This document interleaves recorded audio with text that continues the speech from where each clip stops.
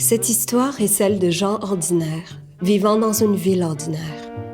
La vie ici ramenait constamment les mêmes peines, les mêmes joies. Ces gens voyaient bien que le monde et les réalités changeaient. Le matin, les gens ouvraient la radio ou la télévision et ils s'exclamaient « C'est pour le meilleur » ou « C'est pour le pire ». Le soir, ils ouvraient la radio ou la télévision et répétaient la même chose. Entre les deux, le travail et la famille les occupaient beaucoup. Les gens parlaient entre eux. Ils parlaient souvent du système, de valeurs, de l'état du monde et de ce qui va de soi. Parlant ainsi, ils montraient leurs préoccupations pour les problèmes politiques de leur époque.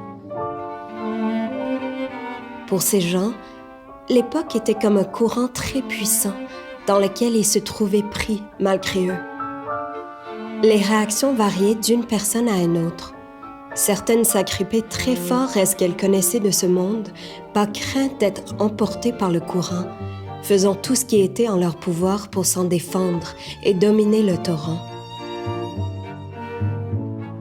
D'autres se laissaient emporter par lui, curieux et d'une certaine façon confiants, au fond, de la direction dans laquelle il les conduirait, tentant d'y imprimer d'infimes variations.